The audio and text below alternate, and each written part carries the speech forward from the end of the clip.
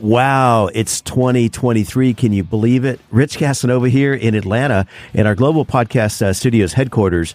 And we've got the man of the hour, Dewayne Hart. I'm going to call you Mr. Cybersecurity or Mayor of Cybersecurity or the governor or the president. But this guy wears lots of hats in this industry. And we've got some great ground to cover. We had a phenomenal 22. I hope you listened to that wrap-up episode, what happened in 2022. But Happy New Year, man. Welcome, Dewayne, to... Can you believe it's 2023? Yes, I can believe it's 2023. There was a lot of success in 2022 with the cybersecurity mindset, but in 2023, we're going to take it to the next level because as technology grows, the podcast has to grow as well, too. Exactly. So we want to take it to the next level. Yeah. So again, anything piques your interest during the show, just check out DewayneHart.com. I like to always give the call to action at the opening of the show because as a podcast listeners, sometimes I don't make it to the end of the show or I'm waiting to find out how do I reach this dude, right? So, but speaking of Dewayne Hart, so he's our guest here in the studio, and we just can't believe it's 2023. Got some exciting news to announce, some announcements. But first, let's pick back up where we left off our last episode last year. We were talking about, in our last episode, about cybercrime, why it's growing, and why criminals are succeeding. And we talked about the analogy of we think about cybercrime as something completely outside the box, but it's really basic business 101. Yeah. Right? What you're doing in business, these guys and gals are doing, in quote, air quotes, their business, which is the business of trying to hack and make a profit off of you, your industry, or you as an individual. So the 6 topics, real quick in bullet point. In our last episode, we talked about, number 1, how they're targeting people and finding their weakest link. They're doing their homework, much like in business. You got to find your customers, research them. And then finally, we talked about the numbers game. So much like in business, it's a matter of how many phone calls or emails you're going to send. That's what they're doing. So today, in the second part of this series, we're going to talk about the remaining 3 points, which are scams keep evolving, patience pays off, and criminal operating from anywhere. So let's talk about scams. Much like in business, so technology advances. So in cybersecurity, they're looking at new opportunities for ways to scam. So what are some examples of, techniques they use in terms of scams? What are some, schemes and that kind of thing? Okay. Now, everyone is accustomed to those emails that they get and stating that somebody has a check and that they're not from the U.S. and there's $1 million in the bank account that they're trying to get rid of. So, yeah. So I think the citizens and the people have gotten smarter and not to engage into that scam. Right. Here goes another part of the scams that are happening is that people need access to your personal information like your banking account. Right. All right. So you get a bogus web link and you go up there and you're told that you need to change your password or you need to update your information. Right. Right. And you put the information in the bogus website and it says in a repository somewhere where someone can carry out a cyber attack. Now the other type of schemes out there too is that if you are using online sites to shop, okay, and it sounds like a really good deal. And it usually happens because you profile. Right. Someone profiles you and learns that you like a certain pair of shoes or something like that. And so they send you an email and so you go to this website and you think it's a deal. Right. And it's kind of not a deal. Right. It's really a honeypot that you've fallen into. Yeah. Which is a criminal honeypot. I always like to think that the type of crimes that are occurring are mostly targeted for personal or financial gain. Yeah. So, without going into deep and talking about all the different type of crimes out there, just think about all the ways that someone can steal your money. Just think about all the ways someone can gain your personal information. And usually it happens because either a ransomware attack or somebody go to a bogus website. I think that now citizens are probably over the fact of letting their laptop stay open. Okay? Right, in a public setting or even in their office, right? Yes. Wi-Fi Wi-Fi settings in Starbucks. There are some other features as far as save passwords, for password managers using Google and so forth. I think that's in like an enclosed environment, and it's optional, but you still have to be careful about that. Yeah, I'm thinking two things for the new year, right? So often, when you're engaging with a some type of organization, it's likely that they can say, hey, we're updating our new policies and procedure for the new year, 2023, right? And so you need to update your, agree to these terms. And a lot of those are legitimate, but that's another opportunity for that window that a cyber hacker can, access your information. And then secondly, they're as excited about the new year as well. I don't know if you saw this. This is a recent article. I thought this was, fascinating in a kind of a crazy kind of sense, but talking about how these bad actors have grown in boldness and innovation. Talk about touch screens. So they've actually, there's another hack for cybersecurity experts have even seen what appears on your digital touchscreen laptop, what appears like a human hair follicle that they're going to swipe, or a flea or a dust particle that you want to clean your screen with. They actually create that like on a website that looks like there's a piece of hair on your screen. See what I'm saying?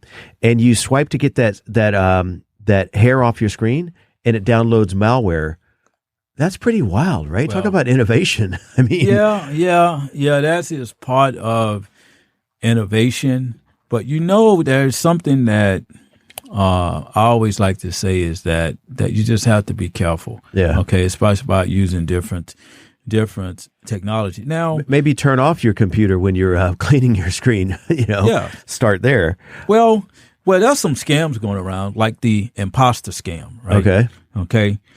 It's just, it's faking to be a family member so that you can wire money. Right. All right. If you are a parent and you get this little text message, or let's say an email, your college kid is in trouble. College kid is in trouble.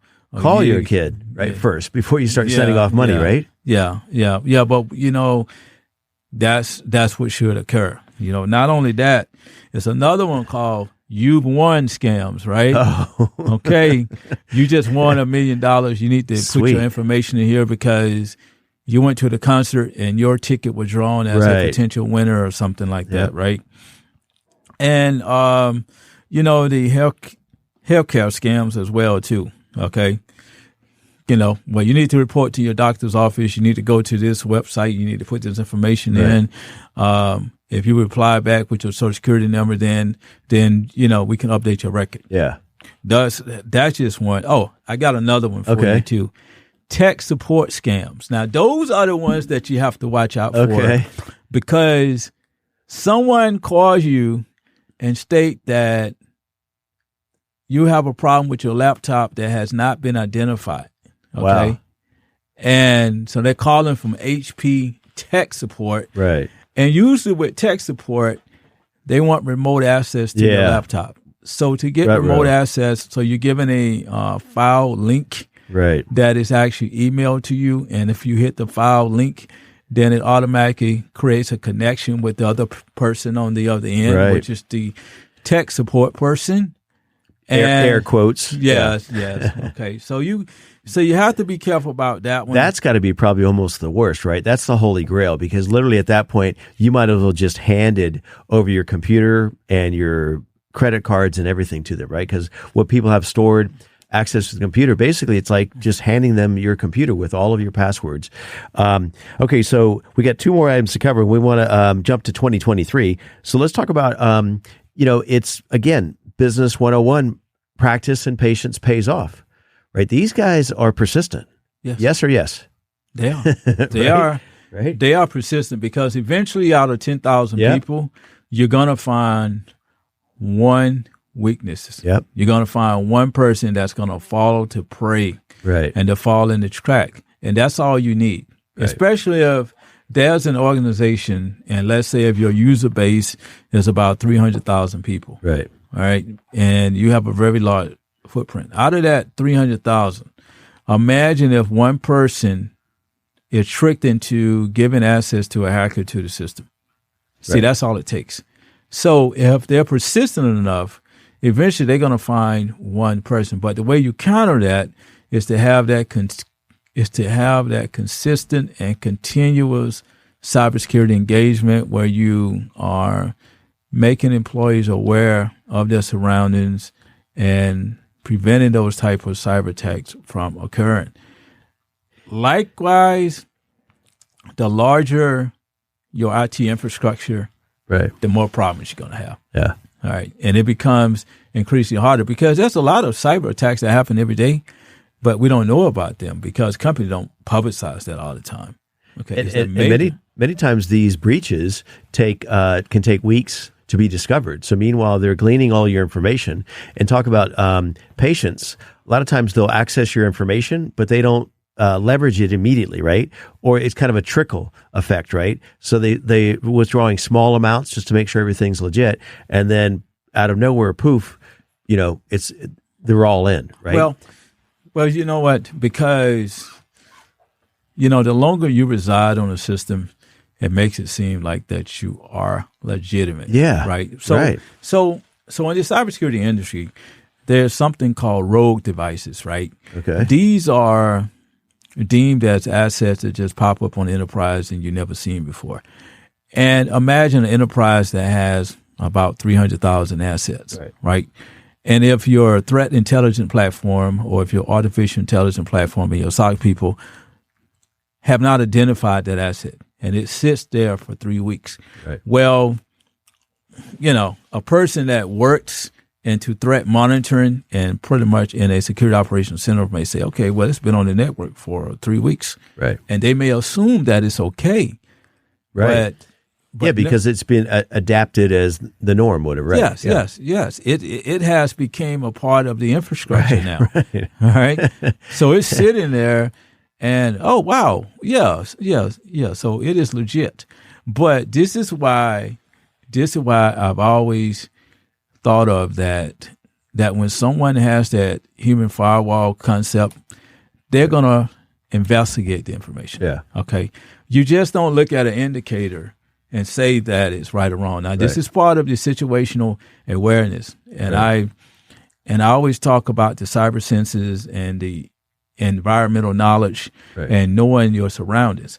Because if you don't know your surroundings in cybersecurity, you can't identify what's right or wrong. Right. Yeah. Yeah. You don't know. I don't know if this is a good analogy, but kind of like what they're talking about is kind of this drip approach where it's small and incremental. Yes. So maybe, especially in a large organization, they're taking out relatively small withdrawals or small hacks, right? And it's not going to become a blip on the radar, right? Because they're balancing so many numbers. It's almost like, I don't know if this is a good analogy, but imagine you have a medium or small, somewhat boat, right? And you have a handful of people in there, and they start adding one person at a time. Doesn't seem like a big deal, but as they add more people, all of a sudden the boat's going to sink. But they don't attack it with a torpedo, right? Yeah. Because again, if your entire system was hacked, you shut everything down, you go into insurance mode and you go into recovery mode. But if it happens over weeks, months, or even years, it's too late at some point, right? Well, just going back to my theory there, when you look at these assets and people that are on a system for about 3 weeks, then they become a part of the environment, which is the first stage, right? Okay. Let me build my profile like I'm legitimate. Yeah. And then after that, let me see if I can get $1. Right. And you find 1,000 people and you take out $1. Right. Right.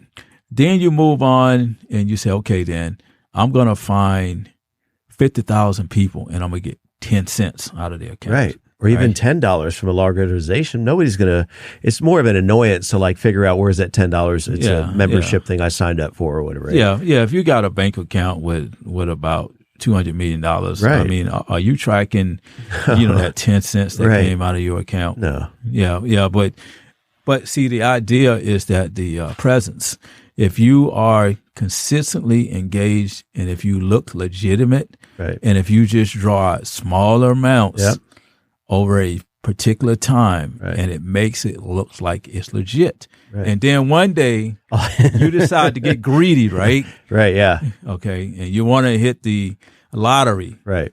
And that's when the major disruptions happen. Yeah. And when the investigation happens, it finds out that somebody was on the asset, or pretty much they was on the network for 3 weeks. Right. And it was never identified. And especially if it goes on for that period of a year or their accounting year, in theory, once it's off the books, they're not going to revisit, last year's, once they file those taxes and close the books on that year, that 100,000 that's, the hackers got access to, they're not going to revisit that, right? Because they've kind of closed the books and move on. Oh, yeah. Right? Speaking of moving on, so we have one more topic before we jump into 2023 and what's happening. Again, you're listening to Rich Casanova here alongside Dewayne Hart in the Global Podcast Studios, and we're talking all things cybersecurity. For these topics and more, check out DewayneHart.com. So our last topic, Dewayne, about criminals and cybercrime and why they're succeeding, is criminals can operate from anywhere, right? Oh, yes. So I think that most of the communities is definitely aware of the remote workforce. Yeah. Okay. So, with the remote workforce, it has opened up different type of attack vectors. Okay. When you think of an attack vectors, that's just saying that the interest into a network has changed. Not so much looking at all of the devices that you have. Okay. But just going and looking at the footprint of all the different assets that you have. Okay. Because the gateway is not open, So when you have a remote workforce, you have a dispersed group of people that are located in different regions of the U.S. And so what happens is that you have to ensure that their Wi-Fi and that their communication channel is secure, but most organizations are using a VPN, a virtual private network anyway, is to kind of remediate that concern. But if you think about hackers, they can go operate in the middle of the ocean. Yeah. I mean, as long as they have a Wi-Fi signal or something like that, they can be in a basement. Right. They can be in a cave. They don't have to be down the street. Oh, no. Or in your building. No. They can virtually be anywhere at any time. And they've been operating mostly in that space for many, many years. It's relatively new to most of the workforce, but now I think it should be more on your radar. If you can work from anywhere for your job, for your business, they can do the same, right? Right, Yep. right. I've always brought into discussion in the cybersecurity mindset when I talked about the hacker's hat is that hackers operate in cells. A cell is a secret location, and they share information. Right? They can be in a basement. They can be, I hate to say this. They can be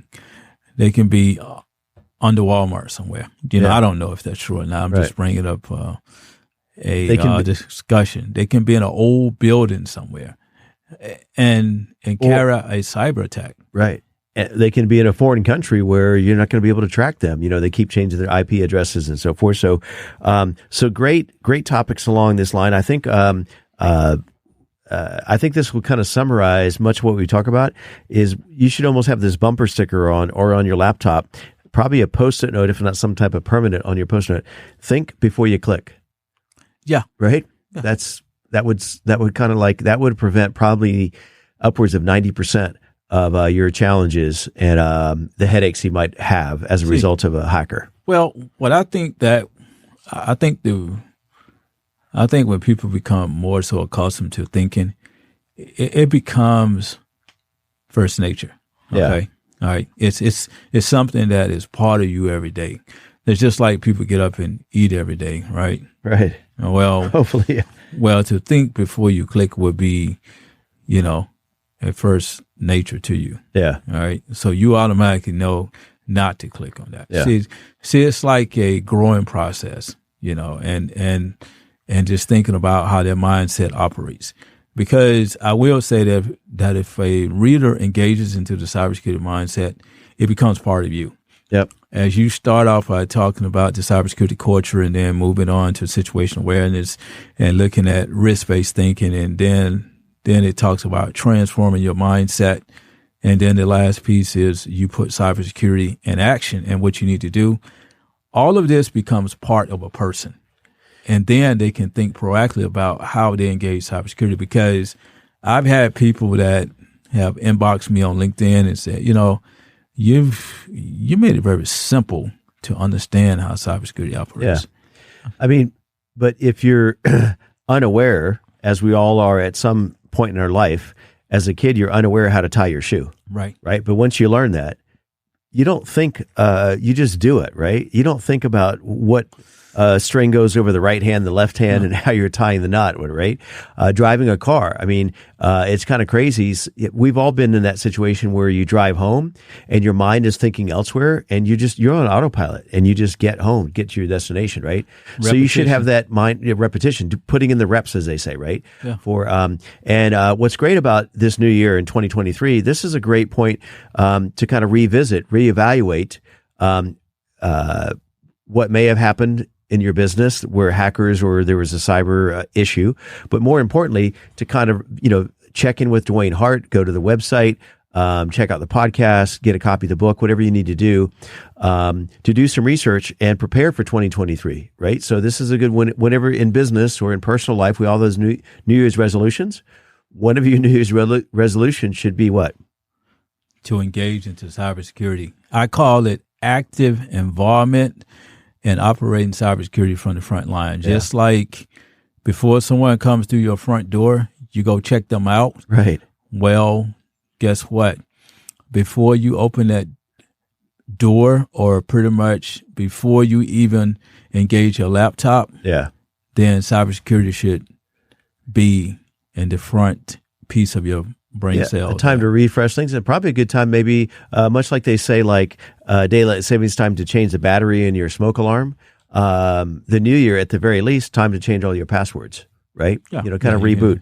Yeah. So speaking of the new year, kind of in rapid fire here, just a quick recap of some of the things we talked about last episode, but it's coming up in 2023. So for your podcast, the Chief of Cybersecurity podcast, you're going into season 3. Yes. Right. So, and we're gonna close with a teaser about what's happening for 2023. Book sales are rocking and rolling, and you can get a copy again at DewayneHart.com. I'm going to put you to 10 seconds. I'm going to start the timer right now. Talk to me in 10 seconds about the book. Go. The book itself has been doing outstanding. If you want to learn how to think proactively about trying to engage cybersecurity, go out and purchase the Cybersecurity Mindset. Great. And then conferences, you attended a number of conferences. I'm sure you're going to be attending some of those again this year. Live stream. That was a big hit and very interesting, launching in 2022. So you're going to be doing more of the live streams for this year as well. Oh, yes. I want to bring influential people on the live stream, because this year on the live streams is about the community. It's about you. What is it that you are doing in the world of cybersecurity that is so critical and that everyone wants to hear? Yeah. Because I know you have a story to tell. Maybe you can share some knowledge on workforce development and help others channel their career through the cybersecurity market. And maybe you're on LinkedIn, and maybe you have 100,000 connections on LinkedIn, and you have a lot of information to share for the community.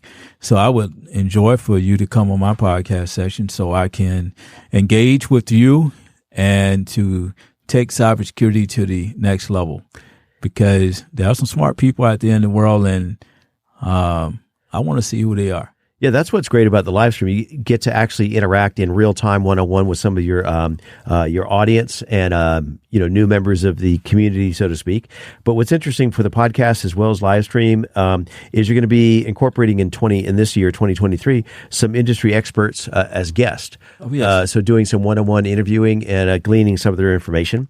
Talk to us about also you're creating a sizzler reel. In front of a TV camera, a set, the whole experience. Talk to us in just a minute or less about that. Here's a little secret from my audience. When it comes to podcasting and live stream, I'm a very nervous person. And now, it may not sound that I'm nervous, but trust me, when I walk in this studio and it's lights, camera, action, I'm not nervous anymore. So I figured that out when I was doing my reel. Okay. And, the reel is designed to focus more towards speaking. Yeah. Because for this year, I want to get involved with more speaking engagements and to take the cybersecurity mindset concept onto the speaking stage. Right. All right. Because there are a great number of people that like to hear a great story. Yep. And, ever since I have been a youngster in this world, my family tells me that I talk too much. Right. So I decided to say, okay, if I like to talk too much, then why don't I go to a stage somewhere? Okay. Exactly. We talk about cyber, Yeah, and that's what's exciting for this new year is that this has all been building towards that, right? The book, the podcast, the conferences, the live stream.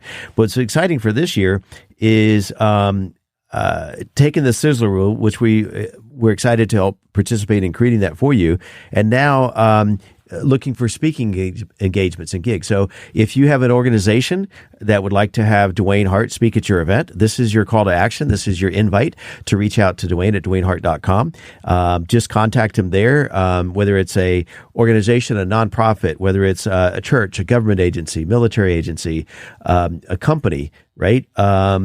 Even some social organizations, communities, banks, for example, but also any faith-based organization. If you or your organization are concerned about cybersecurity or misinformed or want to learn more, this is an opportunity to engage with Dewayne and invite him out to speak at your event. Maybe it's your family's 4th of July picnic, whatever it is, right? So I'm going to wrap things up, Dewayne, and closing thoughts or comments you may have for the new year. Oh, yes. Any of the speaking topics I have, you can go to www.DewayneHart.com, and there's a link called Speaking, and there's the information on the topics that I'll be discussing. And I'm going to bring up one I think that you would like the most, Rich. Okay. All right. Here we go. It's called, you heard it once, now hear it again. Stop feeding the hacker's appetite. That's a good one. On to those. I am also doing some workshops and some seminars, pretty much on vulnerability management and the cybersecurity leadership, right. And also focusing on the career development pipeline as well too. So there's a lot of speaking engagements that actually can occur. So you go to my webpage, book me, and you can hear me talk on stage. And he has very affordable speaking fees. They're way less than $1 million. So, so reach out, right? All right, Dewayne. So, look forward to having you back in the studio, and Happy New Year to you, your family, all the people in your life. And we'll see you next time on the show. Thank you.